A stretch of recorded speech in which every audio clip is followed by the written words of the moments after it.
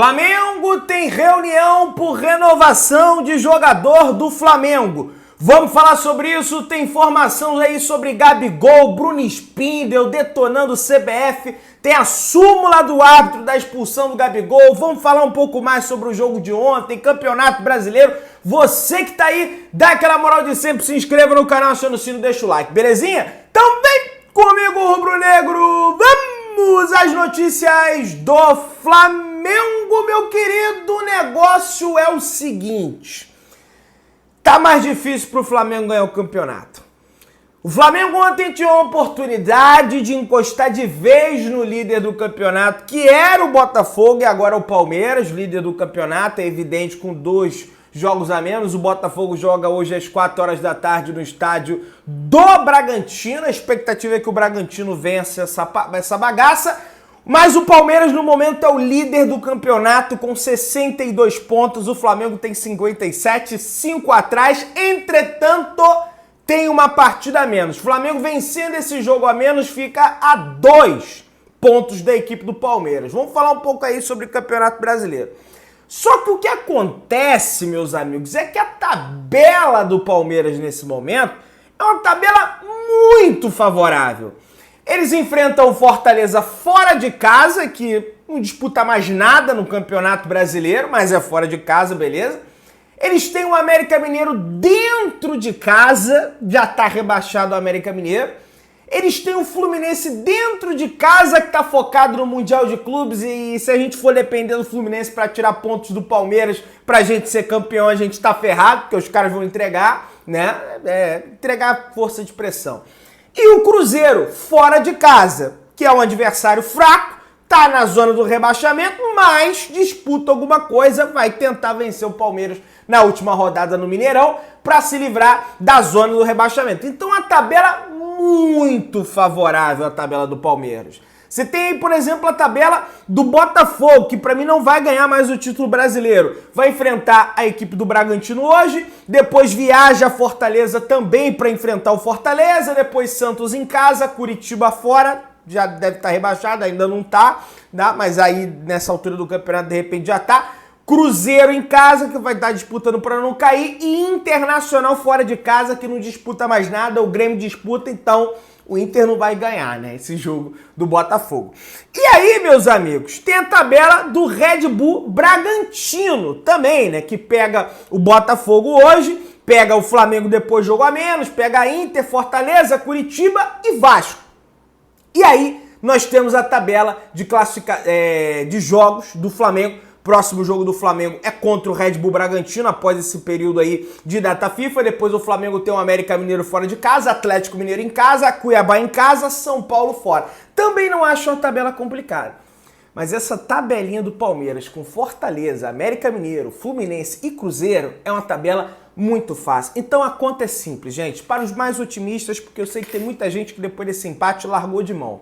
O Flamengo vencendo o jogo a menos fica a 2 pontos, caso o Botafogo perca hoje, é verdade. Aliás, se o Bragantino vence hoje, o Bragantino se torna o novo líder do Campeonato Brasileiro, porque o Bragantino tem 58, vai a 61. Não, na verdade o Palmeiras continua líder, né? Mas só que o Bragantino teria um jogo a menos com o Flamengo, que só vira líder caso vença o Flamengo, né? Um jogo a menos que não vai vencer. Então assim, são 2 pontos para a liderança caso o Botafogo perca hoje, né? Então, é torcer o Palmeiras tropeçar e a conta é simples.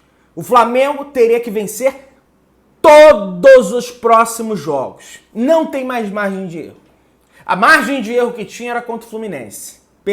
Perdeu ponto, empatou o jogo, que era para ter ganho. A gente vai repercutir a fala do Tite. E aí, não ganhou o jogo também, além da questão dos jogadores que entraram, que a gente vai comentar, o Flamengo acabou fisicamente em campo.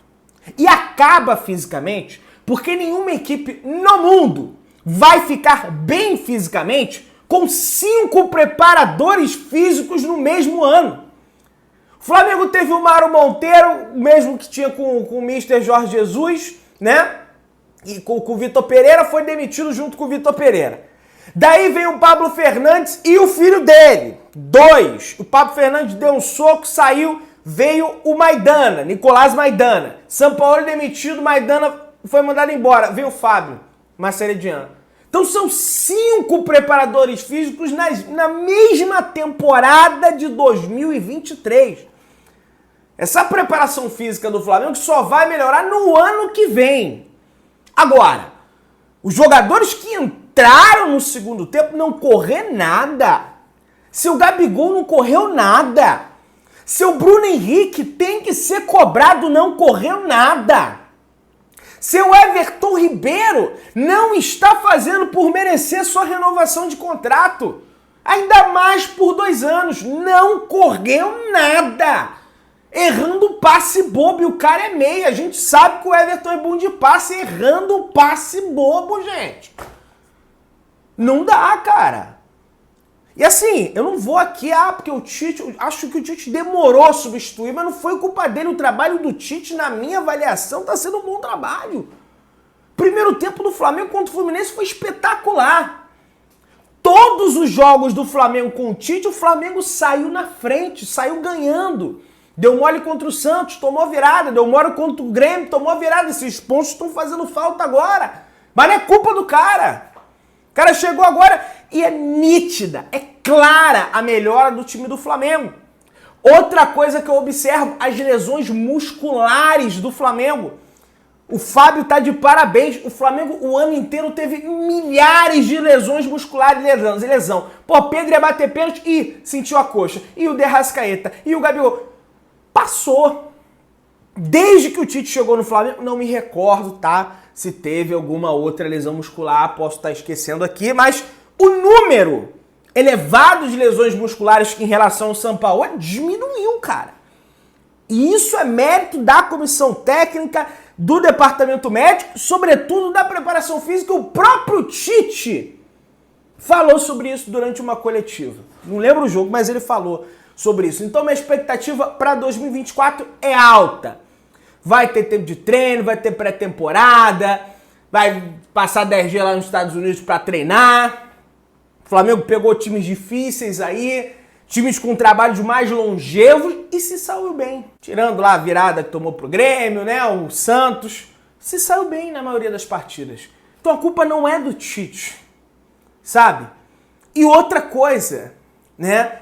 Apesar do Fluminense ontem ter dominado, né, a segunda etapa, no primeiro tempo o Flamengo foi mais dominante que o Fluminense no segundo tempo.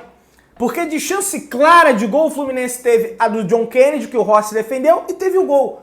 O Flamengo no primeiro tempo teve várias. Teve chute na trave do Cebolinha, teve o gol do De Arrascaeta, né?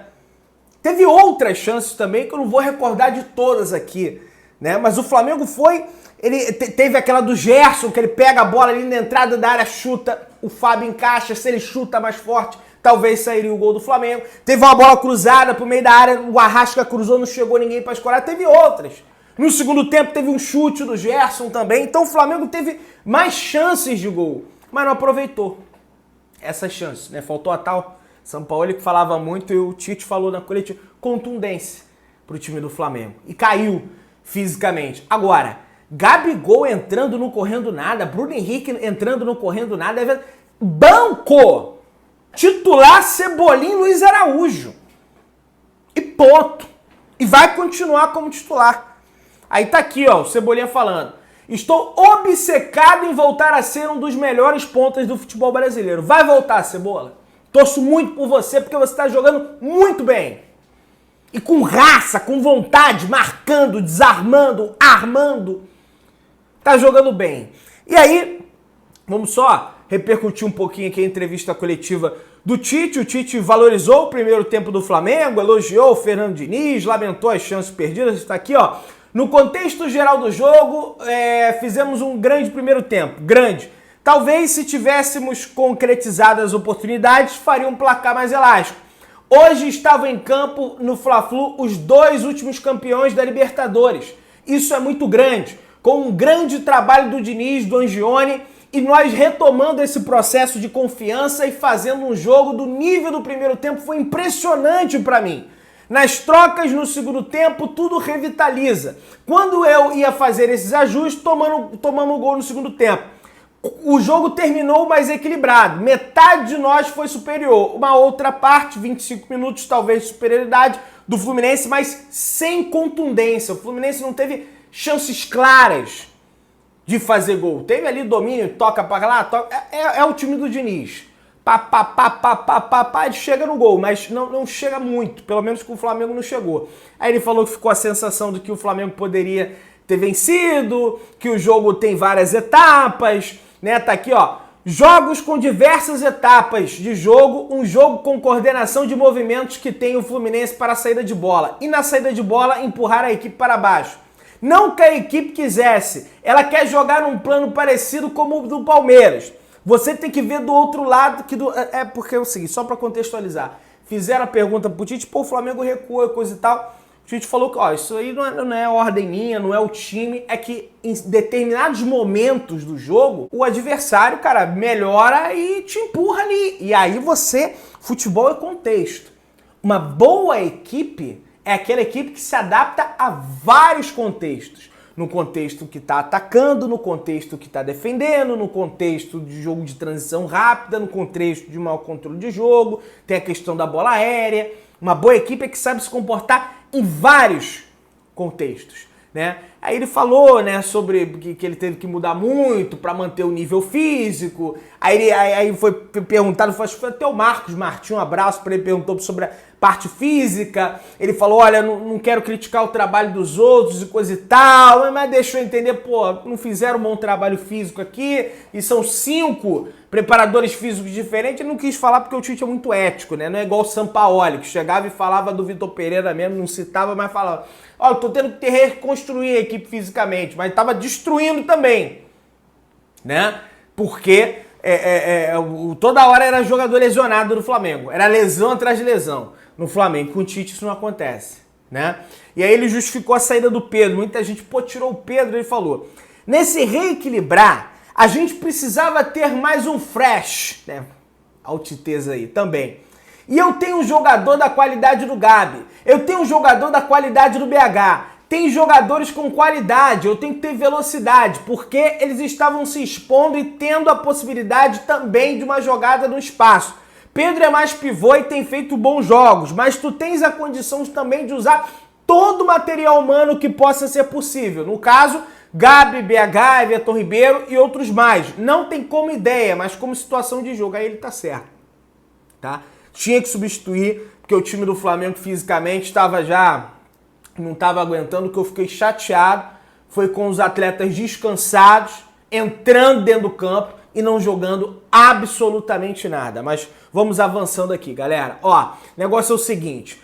Gabigol pede explicação à CBF após expulsão em jogo do Flamengo contra a equipe do Fluminense. O Gabigol, através das suas redes sociais, publicou o lance que ele faz a falta no Nino. O Nino levanta, pega ele pelo pescoço, ele dá uma peitada no Nino e ali praticamente acaba o jogo. O Gabigol foi lá e marcou a CBF e escreveu: me explica o porquê eu fui expulso. Por favor, só peço isso. Obrigado. Meio que ele criticando a CBF. Gente, é o seguinte, vamos lá. Aquele lance, se fosse uma arbitragem de fora, talvez não expulsaria os dois. Ó, Nino, foi você que estrangulou o Gabriel, você está expulso, Gabriel toma o cartão amarelo. Só que a arbitragem no Brasil, o que eu falei pra vocês do Wilton? Às vezes ele apita bem, às vezes ele apita mal. Ele apitou mal. A arbitragem brasileira tem disso. Ela geralmente, deu um problema ali, pega o cartão vermelho, vermelho, vermelho. Acabou o papo. É assim que ela resolve as situações. Ela não pega um lance, interpreta de uma maneira fria e aplica a devida punição. É assim que funciona a arbitragem brasileira. E o Gabriel é conhecedor disso. Na final da Copa Libertadores da América de 2019, tem um lance que ele acha que não faz falta, o árbitro marca a falta, ele ia se estressar, ele respirou e fez assim. Tem um lance Flamengo e Bahia, acho que o Canu peita o Gabigol põe a mão na cara e se taca no chão. O árbitro vai lá, expulsa o Canu, o Gabriel é mantido no jogo. Então faltou discernimento pro Gabriel naquele momento para ele entender que era 45 minutos do segundo tempo e o que o Fluminense queria é que o jogo acabasse. Tanto é que era só troca de passe improdutiva. O Fluminense naquele momento queria arrumar uma confusão, tava claro isso. E você, senhor Gabriel, caiu na pilha dos caras.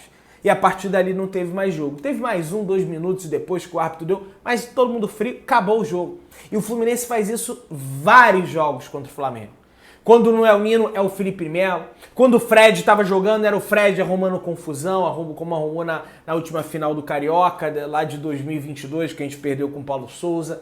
O Fluminense faz essas coisas, né? E aí o Flamengo cai nessa situação. Então, você tem responsabilidade, Gabigol. Não era pra você ter caído na pilha do cara e você caiu. Aí o Wilton vai à súmula e escreve o seguinte: por praticar ação ofensiva e abusiva, ir de encontro ao seu adversário de número 33, o Nino, dando uma peitada no mesmo, gerando ato conflitivo entre eles e os jogadores de ambas equipes, que foi prontamente controlado. O fato citado ocorreu com o jogo paralisado após a marcação de uma falta a favor da equipe visitante, que no caso era o Fluminense. Cabe ressaltar que o referido atleta, após o término da partida, ingressou ao campo de jogo, indo ao encontro da equipe de arbitragem, proferindo repetidas vezes as seguintes palavras: quero saber por que você me expulsou. O mesmo foi contido pelos seus companheiros e retirado do campo de jogo. E aí ele fala que por praticar ação ofensiva, né, abusiva e de encontro ao adversário de número 33, Nino, dando a peitada no meio, gerando ato conflitivo. Não foi o Gabigol que gerou o ato conflitivo, foi o Nino que pegou pelo pescoço dele. Mas o Gabigol cai na pilha. Se o Nino faz isso, se o Gabigol faz aquela encenação, todo jogador faz... Ai, Borga! Era vermelho pro Nino, o Flamengo teria um jogador a mais no lance, o VAR ia ver se o Wilton não desse, o Flamengo ia ter um jogador a mais pra virar o jogo, com tempo ainda. Aí caiu na pilha. Então, gente, não tem como passar pano. Eu tô vendo... a arbitragem errou. A arbitragem brasileira é isso, meu amigo, não adianta. Agora, se o cara não sabe se comportar, não é a primeira vez. Questão de arbitragem que ele não se comporta. O Gabigol tem 16... em 2000... Olha só. O Gabigol tem mais cartões do que gols no Campeonato Brasileiro desde 2022. Quem postou isso foi o Datafute. São 16 gols e 17 amarelos. Isso é sintomático. E isso precisa ser corrigido. Aí vai o Bruno Spiller para a coletiva. Eu queria entender da comissão da arbitragem, do VAR e do árbitro qual é o motivo da expulsão do Gabriel.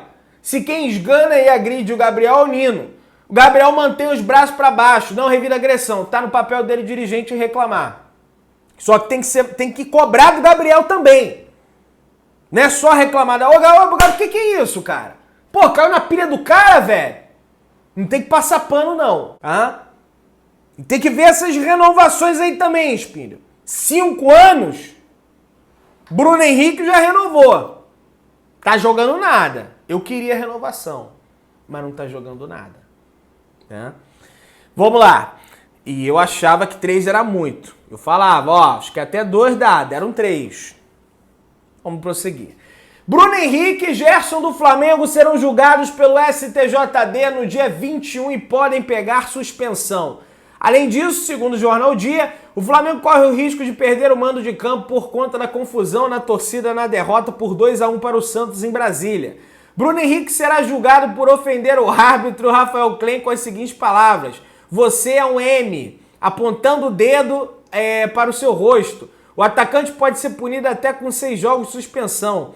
Já a situação de Gerson é ainda mais grave. E o volante corre risco de suspensão de 4 a 12 jogos. O atleta será julgado por uma cotovelada no atacante Júlio Furque do Santos. Isso é uma vergonha. Isso é uma vergonha do STJD. Quem apita o jogo é o árbitro. Quem decide a punição é o árbitro. Tem nem que... Já cumpriu, o Bruno Henrique foi 2 jogos, aliás. O Gerson nem era para ter sido expulso naquele lance. E aí vai vir um S... Eu vou te contar a história. Vamos lá, galera. Ó... Informação do Bruno Lemos, do portal S1 Live. O Flamengo informou que pretende, em breve, se reunir com Fernando Felicevich, empresário do meio-campista e, para mim, melhor jogador do Flamengo atualmente, Eric Pulgar, para discutir uma valorização salarial do jogador. Ainda segundo o setorista, o rubro-negro já recusou algumas propostas de time nos últimos meses pelo Pulgar e deseja manter o volante chileno. Vai lembrar que o Eric Pulgar tem contrato com o Flamengo até junho de 2025, então acho que ele merece uma valorização salarial. tá jogando muito e esse contrato naturalmente tem que ser renovado. Você que tá aí, se inscreve, aciona o sino, deixa o like, tamo junto, saudações rubro-negras.